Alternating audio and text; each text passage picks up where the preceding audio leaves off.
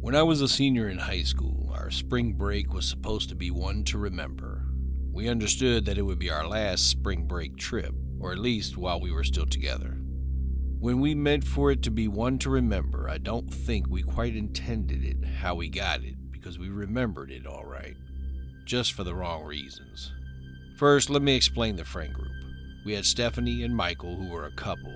Stephanie was the popular one of us, and Michael was a type that, while he had to be the alpha male, he was oddly into supporting movements. I wasn't technically popular, but I was able to blend with most crowds. Then we had Logan and Marissa. They were twins, but they were the type that spoke their mind. They didn't care. Marissa would throw a punch and talk later. It didn't bother us, we were just used to it. That year, we decided to go back to Panama City Beach to take it back to the beginning. We arrived one Saturday afternoon and dived right in. The first day was pretty relaxing. We focused more on the ocean and unwinding, and Sunday was a day for us to enjoy each other's company, going to brunch and dinner. We had a few beers at the condo and walked the beach at night. However, by Wednesday, we were in full-on party mode. We started off grabbing brunch with mimosas, getting as much on our stomach to prepare for the alcohol we knew we would consume. Collectively, we finished off 2 large carafes. Since we already had swimsuits on, we just made our way to the beach. I won't try to pretend that we are angels. You know we weren't. We were just stupid teenagers wanting to have one last hurrah, if you will. We had been drinking throughout the hours we sat on the beach, but by the evening we had slowed down. We headed back towards the condo mainly to grab our belongings and change before heading out for the night. We had planned on going for a few clubs later, but before that we wanted to stop for food, knowing that if we didn't, we'd be sick tomorrow. The club we were going to was well known for doing theme nights during spring break, and this was no different. It was set up to be a bubble paint rave type deal. Obviously, not wanting to get our good clothes messed up, we dressed down. The guys wore white shirts and swim trunks. The ladies wore bathing suits under our actual clothes. We wore shorts and a t-shirt over them. I had recently complimented Marissa on the shirt she was wearing tonight since I thought it was cute. It had a rainbow on it and it was in support of the LGBTQIA movement. All of us had attended local rallies for the cause, and even my family was in support of the movement. To us, it wasn't anything weird. To be very clear, I don't find anything wrong with it at all. We found out during that trip that other people aren't of the same mindset. When we were out grabbing food, we stopped at a local Whataburger. It was right by the condo, and from what we could tell, the line wasn't too busy. Plus, I really wanted some of their chicken bites. All of us went in around the same time except me and Marissa detoured to the restroom. The friend group already knew both of our orders, so we weren't concerned. By the time we made it back out to the lobby, they had already had a table and number, so we grabbed our drinks, and since they placed the order, we were going to grab it from the counter. As we walked up, we noticed an older male close to his early 30s staring at the both of us. We gave each other a look and just tried to politely ignore it. However, the man just kept staring at us with this look of disgust. While I was slightly more sober than the others, Marissa wasn't the type to keep quiet, even sober. You can only imagine what she was like, even a bit intoxicated. Instead of averting her attention, she held this man's gaze. Feeling that this wasn't going anywhere good, I looked back to the others at the table. Stephanie was the first one to make eye contact and elbowed Michael, who looked at her and then looked our way. Logan, I'm assuming, noticed the look on Michael's face, turned back to look over his shoulder, and I watched his eyes darken. When the guy audibly gagged, Marissa tried to keep her composure. I will give her that much. If the man stopped at the gag, it probably would not have escalated like it did. Unfortunately, he didn't. He whispered something insulting under his breath that I couldn't make out, and honestly, I probably don't want to know. Either way, Marissa understood it, and it was like a switch flipped. I watched this 5'1" girl turn towards this bulky man who wore a Confederate flag shirt with the sleeves ripped off. She didn't yell, she didn't get disorderly, she simply asked, "Is there a problem?" It was like this man was now given the reason he had been looking for this whole time. I put my hand on my friend's shoulder to steer her away from the conflict, but she was glued. He gave her a look that went top to bottom before returning to her face, before telling her in a much more colorful way that the reason our country is in shambles is because idiots like us wore these shirts and supported them if it was unnatural and a sin. Well, his words were abomination, but you get the idea. It took me 0.2 seconds to realize that this was going to be uglier than I expected. Marissa turned her entire body in his direction and just gave a half smirk before retaliating. I don't think God created the first man with a beer belly, Ricky Bobby, so why don't you just slow your roll? My breathing stopped entirely, mainly because first off it was hilarious, and second because his face turned crimson and I saw his fist clench beside him. In 2 steps he was right in both of our faces and his index finger was nearly touching Marissa's nose. The next thing I saw was Logan and Michael forcing themselves between us and the stranger. Stephanie had run alongside and grabbed at us to try to remove us from the line of fire. I sidestepped on my own, but it was a struggle for 2 of us women to hold Marissa back. She was raging at the fact this man stuck his finger in her face. Logan, who was also livid, stood chest to chest with the man as if showing who was more dominant. Michael was there trying to de-escalate everything. While he wasn't happy at the insults, he didn't want us in jail either. After watching for a minute or 2, I saw what Logan was doing. He was goading him on. He wanted this man to punch him so we would have reason to attack back. Shockingly, it worked. The man threw a right hook with enough force that it turned Logan's head after his fist made contact. All of us stood with a deer-in-the-headlight look. We were still registering when Logan fully engaged in trying to teach this stranger a lesson. They were both gripping onto each other's shirts and it looked like a wild swing dancing session. It only stopped when Michael got a hold of Logan and the Whataburger grabbed the man while the manager called the cops. We weren't concerned over the cops being called since everyone saw who swung first, but we weren't willing to let this dude get away completely unscathed. Logan told them to tell dispatch that he wanted to file charges. The man, who at the time was still firmly gripped by the cashier, shoved him backwards and ran towards the bathroom. The employee stood still as he ran, trying to figure out if he should chase him. When we realized he went to the bathroom, he said nothing because there was only one way out. He cornered himself. The entire group sat in the booth and kept watch over the doors, not thinking anything else over it. This was until cops showed and went to check the bathroom. They came out and told us he wasn't there. We were confused because he had to be. The room had no windows. We were trying to explain how this wasn't possible when a noise came from above our heads, in the ceiling. Even the cops looked up right in time to see a full adult male come falling out of the ceiling tiles a few feet away from us. None of us were expecting it, so our reactions were delayed. It wasn't until he pulled a pocket knife out and the cops had him tased that we saw the glint of the metal. Once they had him subdued, he was carted to jail without question. From what the officers said, they think he panicked from outstanding warrants to flee while under the influence. He thought he could navigate through the ceiling on the sturdy parts. Obviously, nothing was sturdy. It made it to where he wasn't just charged with battery. He was also hit with public intoxication and criminal mischievousness. He ended up paying to fix the ceiling. I have always had the firm belief that everyone should work fast food once in their life. It really showed you how people could really be. When I first graduated high school, I started working at a Whataburger close to my home. It was just at night to help me pay for college and start saving more.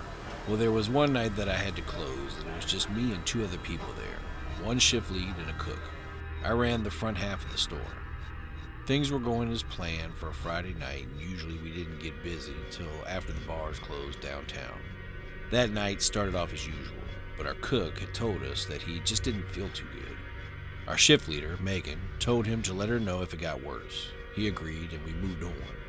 It wasn't until closer to 11 that evening that our cook started to gradually look worse, and Megan sent him on his way.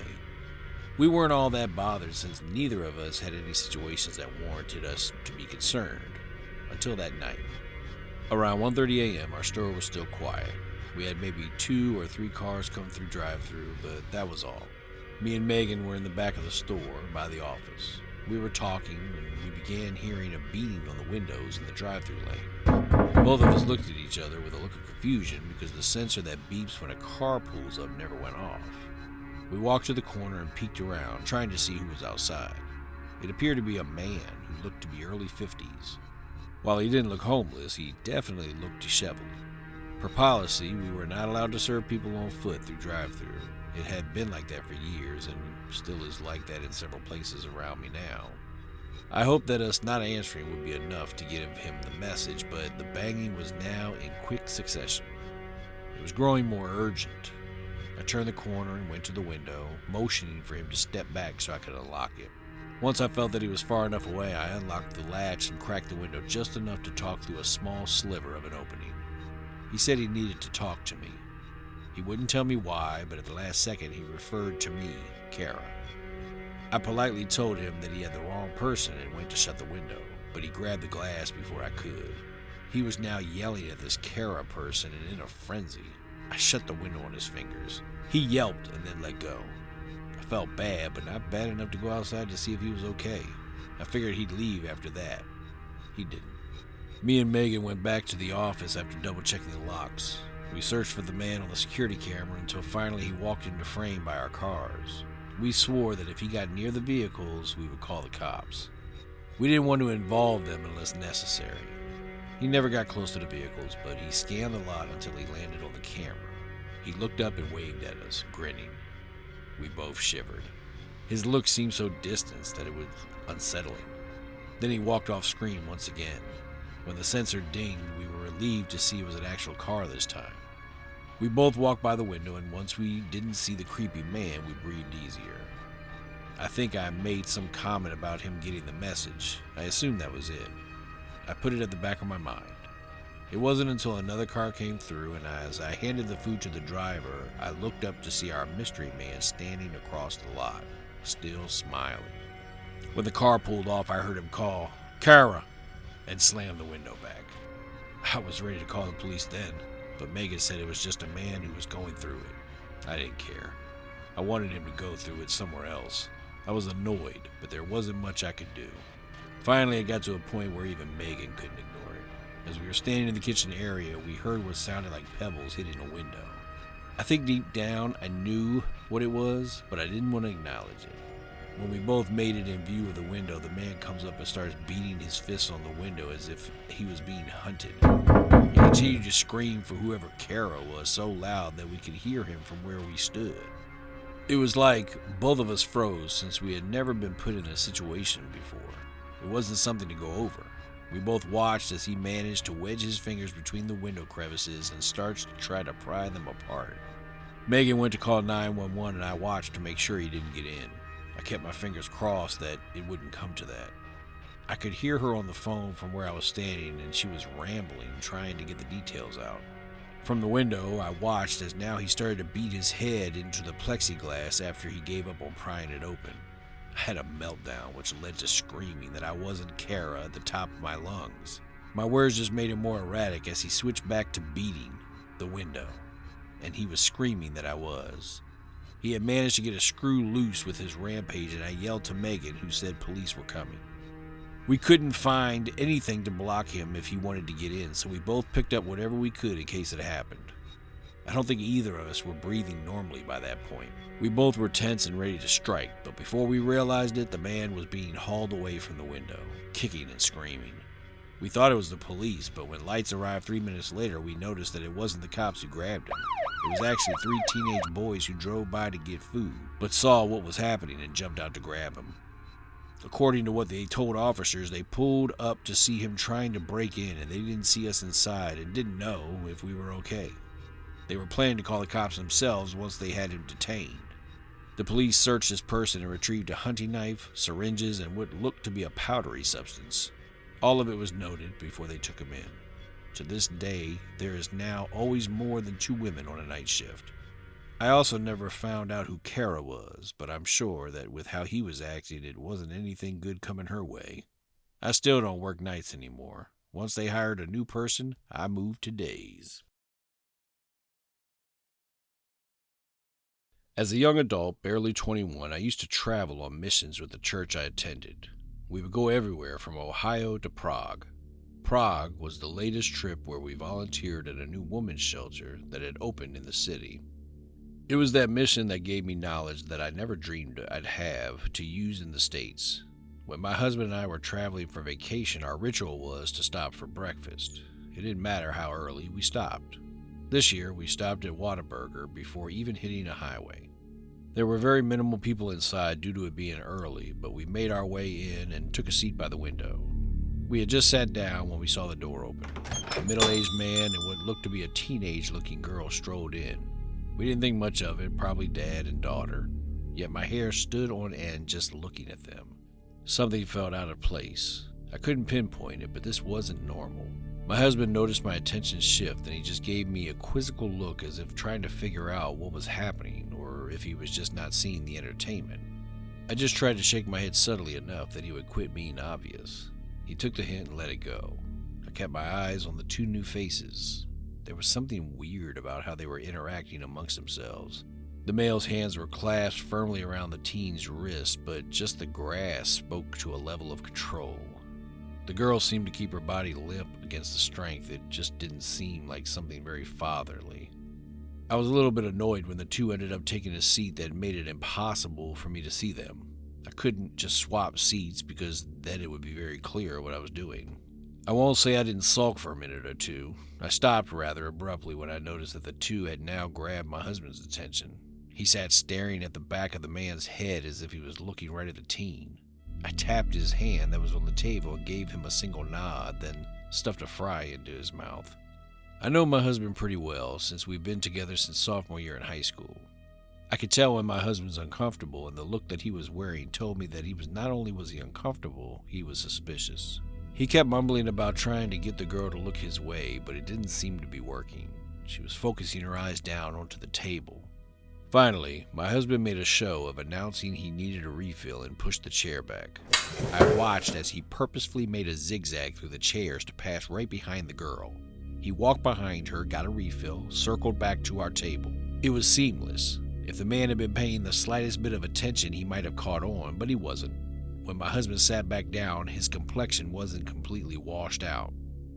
The peachy hue of his cheeks had evaporated. He pulled out his cell phone and started to frantically type. 3 seconds later, my phone pinged with a text. She has a barcode tattoo, back of neck. I shot my eyes back at him and he nodded.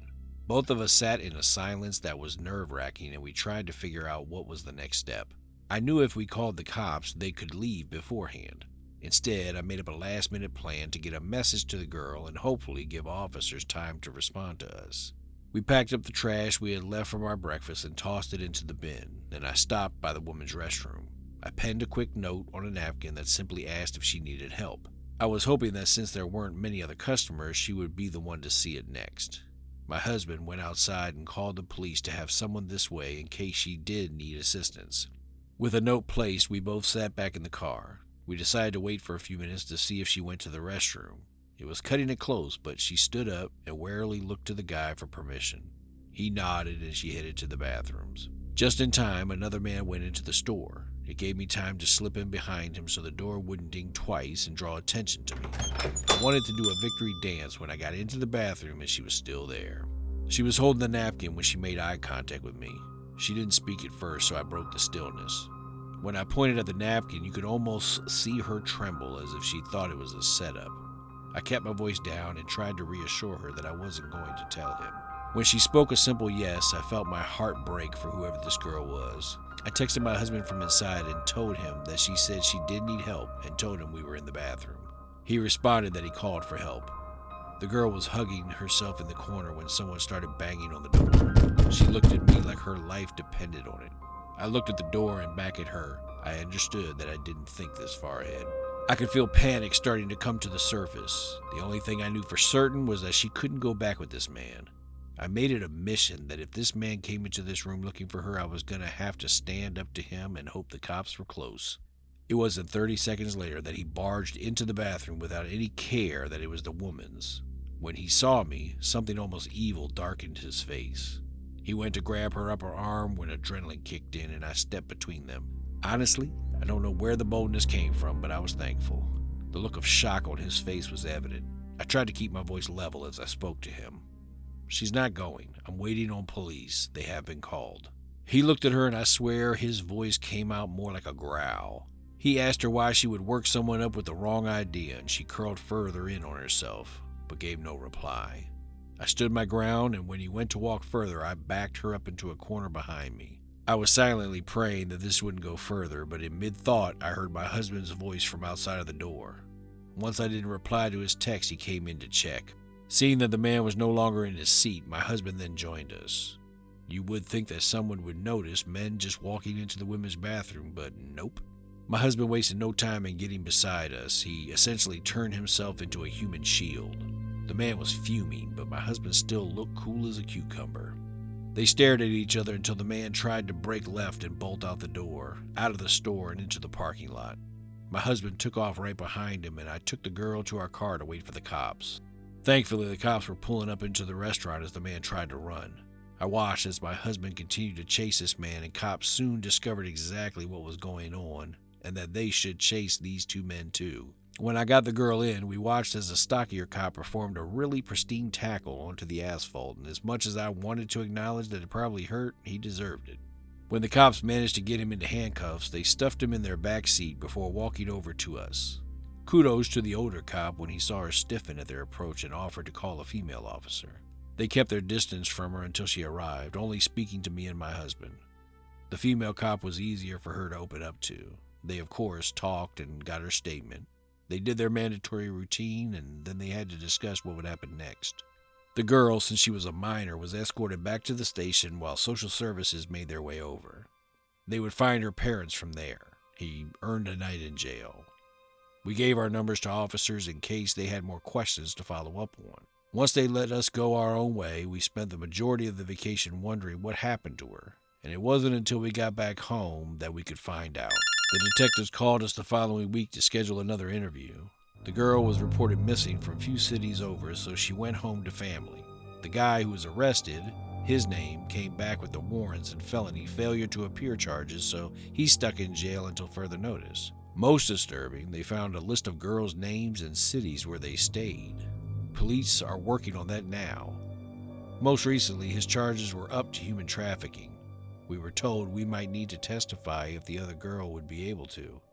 The last update we received was that she had agreed to be a witness, but they had found other girls connected to the cases and were waiting on an entire investigation to take place.